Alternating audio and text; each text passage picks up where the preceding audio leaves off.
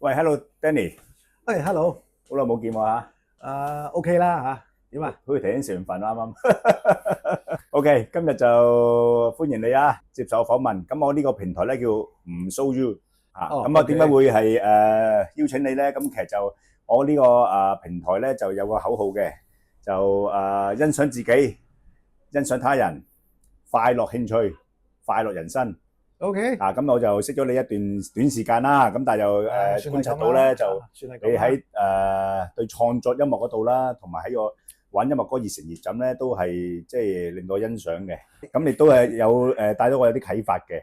咁你又簡單啲介紹下自己啊？我自細都好中意音樂嘅。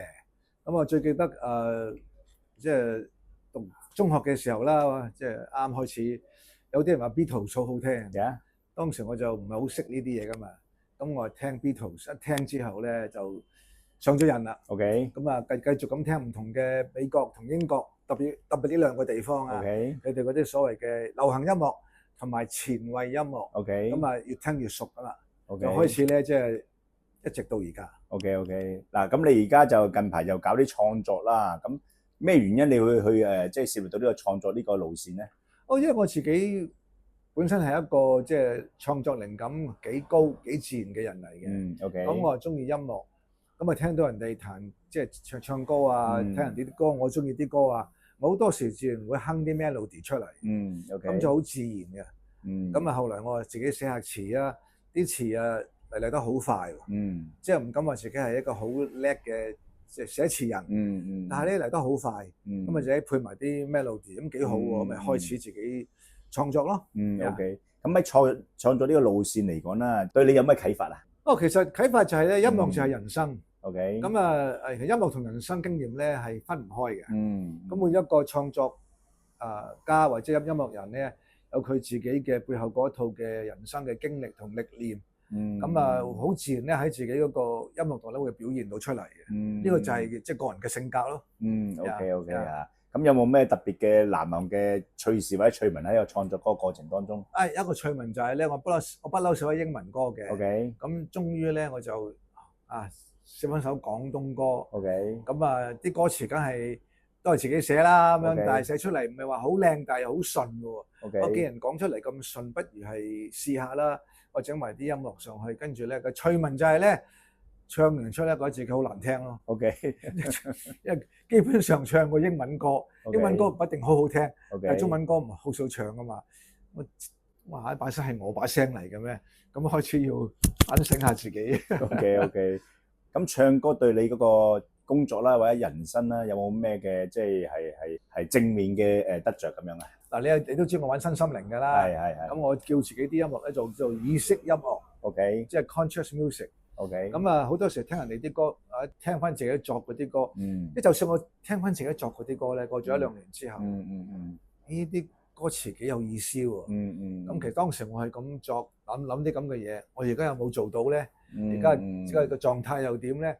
因為係一種反省嚟嘅。所以唱歌係可以，或者音樂咧係可以啟發人生嘅。OK。嗱，我就同你傾個偈啦，知你個資歷比人豐富啦，就香港出世，香港成長啦，跟住就去到外國咧，加拿大同係美國咧讀大學咁樣啦。係啊。咁啊 education 嗰度或者喺生活度咧，喺加拿大同美國同埋而家喺香港咧，你覺得個分野喺邊度啊？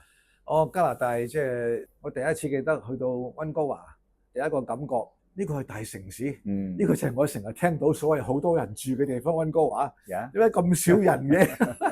好唔慣啊。咁啊去到呢一個BC 省嘅內陸啊，仲唔慣，真係好少人。OK。即係後來翻嚟香港，反而好唔慣香港咁多人。OK。空氣又唔慣，樣都唔慣。咁啊，美國同加拿大好多地方都係差唔多嘅。咁個感覺就係咧喺美國呢個國家裏邊咧，佢哋嗰個活力、創作力同埋嗰種嘅推動力咧係高好多。咁啊同埋咧美國個歷史咧，因為我讀歷史嘅。美國歷史係不斷咁向前推動咧，係產生咗好多唔同嘅潮流出嚟嘅。反而加拿大相對嚟講少啲嘅。OK。不過佢哋都有好好嘅音樂人。OK。咁就同你傾開，你對音樂嗰個歷史啊，同埋嗰個唔同歌手咧，嗰首歌嘅情況咧，你都有啲分析啊，同埋有啲去體會嘅喎。係啊，咩原因你會係做呢樣嘢？係因為你係工作上你訪問人啦，還是你自己對首歌你想知道佢嗰個初心喺邊度咧？喂，既然我中意歌，我成日聽呢一首歌， Yeah. 或者我又唱佢哋嗰啲歌，咁啊好自然啊，好奇加埋好自然，應該知道佢哋想講乜。特別係唱得多嘅時候咧，我諗下一開始嘅時候我唔係咁嘅。OK，跟住我唱咗幾次、10幾次或者5、6次之後，我諗下其實歌詞講啲咩咧？OK，呢個好正常㗎。OK，好多人唱歌咧唔係真係好了解個歌詞嘅含義嘅，咁都好聽嘅唱得。咁啊，於是乎我就上網抄啦。咁又發覺啲網站咧係話俾我哋聽呢首歌嘅背景係乜嘢。譬如 Beatles 嘅 Let It Be 咧，好多人都唱㗎嘛。但係佢個背景咧係有個即係 Paul McCartney 發夢嘅時候，佢媽媽同佢講睇開啲啦，唔好咁擔心啊。因為當時 Paul McCartney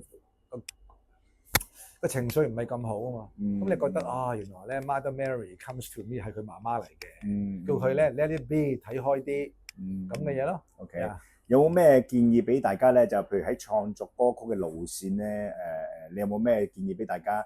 即係點樣揾靈感啊？點樣去創作？有冇咩建議俾大家？我又唔敢點樣俾意見。靈感啲嘢咧可遇不可求。有啲人靈感特別多嘅，有陣時我就好多靈感嚟，有陣時係少嘅。我講幾點啦，第一就係唔好強求，即係唔好強求話一定要咁樣，要好自然咁樣透露咗呢種嘅感情嘅 melody 出嚟，唔好經常話咧呢一首歌一定要好好，呢首歌一定要點，諗得太多咧反而又唔係咁好嘅。咁但係呢個都係練出嚟嘅呢樣嘢都係啊。咁第二樣嘢就係接受人哋嘅意見咯，因為好多人唱歌或者係作曲咧，唔係一定咁想聽人哋意見嘅。咁呢個係好事嚟嘅，因為你自己有性格。咁但係聽多啲好嘅。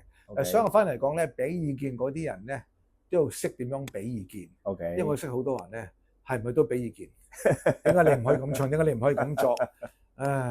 我有首歌咧，俾2個 producer 聽，一個話非常之好喎，正；另一個話咧，普通啦咁樣。你冇發過呢啲嘢。